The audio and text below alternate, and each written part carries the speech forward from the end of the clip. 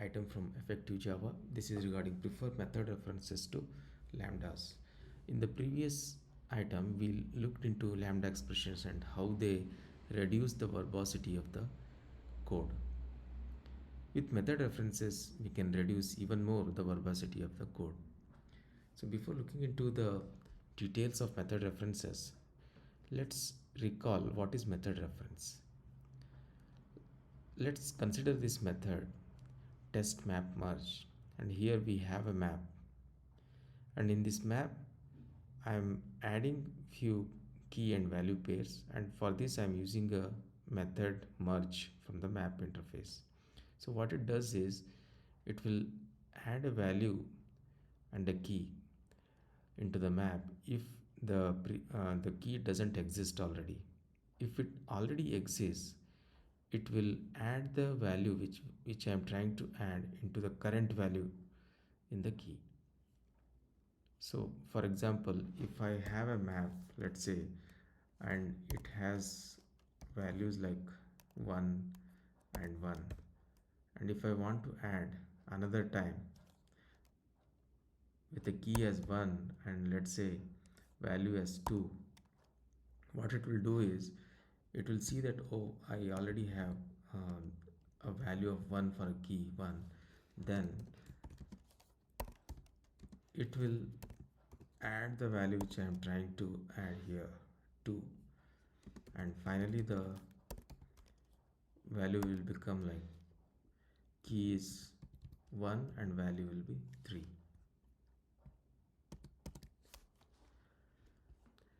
So by going by that logic, I am adding few key and value pairs here. So for a key 1 I am adding 2 times values, and for a key 2 I am adding 1 time. So if I run this,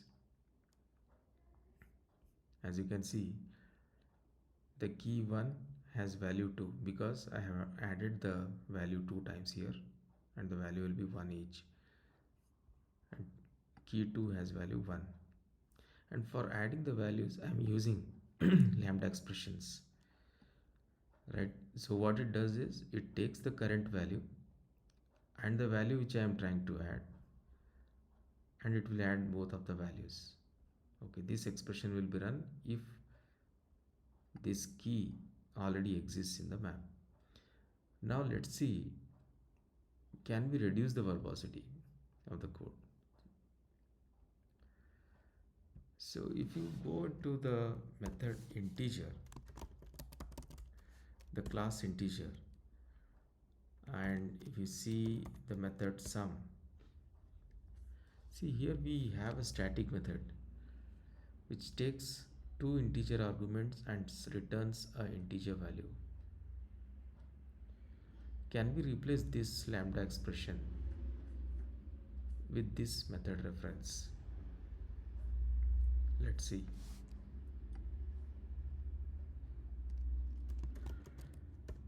So what I'm trying to do is I'm using a static method sum from class integer. So what it does is it takes two arguments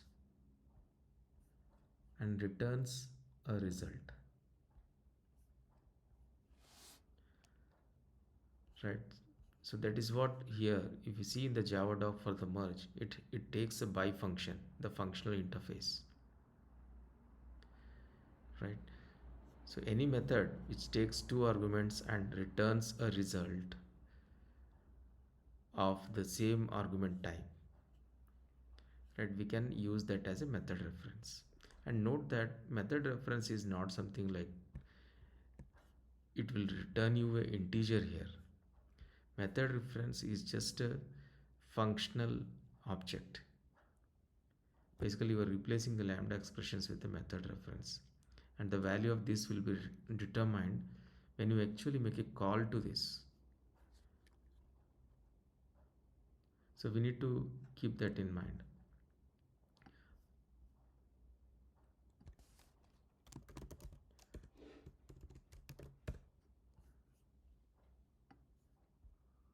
So similarly we can replace here also. Let's run this test. again, and we can see the same result. So with method references, we reduced even more the verbosity of the code. Let's look into various types of method references which we can use to replace the lambda expressions. According to the author, he has listed the 5 types like static method references, bounded method references, unbounded, class constructor, and array constructor. Let us look at them one by one. Let's start with static method references. So what are static method references? So as we saw in the earlier example, we were calling some method which was a static method, and based on that we were doing some logic over the merge method. Similarly, in this example we have an array of integers and we want to sort them. To sort, we will try to use the sort method from the arrays class, and we will pass the array as an argument. As we can see here, I have created a functional interface consumer, the functional object for the consumer functional interface, which takes an array as an input and does the sort. And I will make a call over the functional object here, and it will actually do the sorting, and we will print the results here. Let's see. So as you can see, it has sorted the integers. So we can even more reduce the code here. How we can do that? So here we know that in this consumer function object, it takes an integer array a and sorts over it. So that means we can replace this with an method which takes an integer array as an input and does something over it,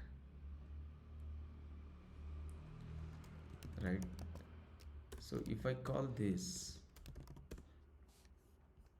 sort method, so what it is doing, it is taking an integer array as an input and it is doing some logic over it, right? So it perfectly replaces the previous lambda expression. Let's run this and see. Yes. So this is static method reference. So we are calling a static method to replace the lambda expression. And how Java will come to know that it has to sort this integer array? This is based on the context. So here you can see that we are passing a consumer class, right? And here we are defining the generic type which takes an input as integer array. So in method references, context plays a important role from which compiler will come to know that what kind of input it takes and what kind of output it is expecting. Let's consider the another variance of method references, that is bounded method reference. So in bounded method reference, you will be calling the method over the object which you are already providing in the method reference. For example, here we have a string, an instance of string, and I'm calling it to lowercase on the instance itself. So here to lowercase is an instance method. I'm calling on this already created instance. So this is bounded reference. So let's see. So it has changed the case. Similarly, we have unbounded method reference. In the unbounded method reference, you will still be calling an instance method, but you will be using the class instead of the instance reference.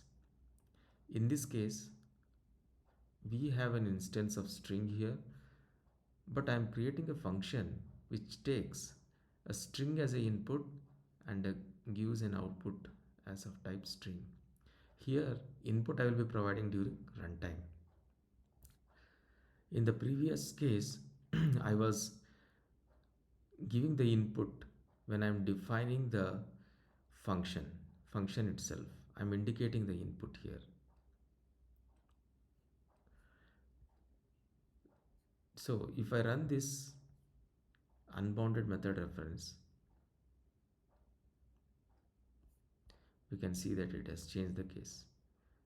So that is the main difference between bounded and unbounded. In bounded case, we provide the instance reference while we are defining the method reference.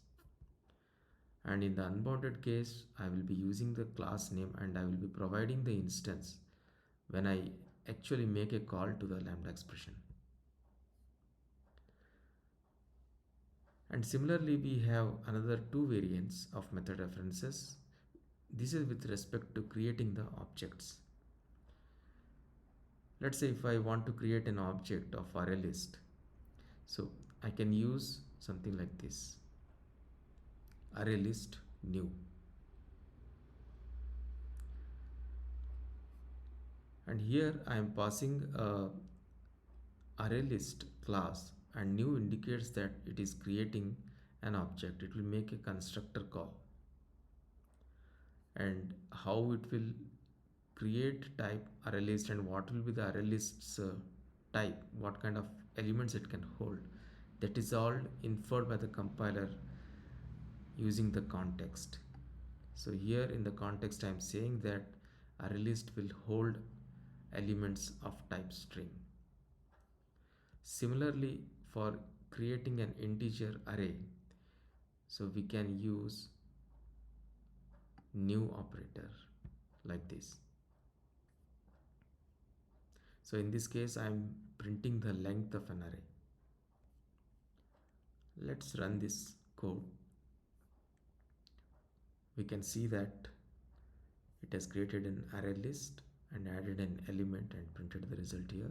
And here we are creating an array of length 10 and printing the length here. So with this we can see that method references really reduce the verbosity of the code, and we should prefer wherever possible to replace the lambda expressions with method references. I know this will take some time to get hold of this kind of syntax, but once we get used to this, it will make it more easier, and readability of the code will get improved and it will make the code less complex. Thank you, and I am hopeful that this is useful, and I will see you in the next item.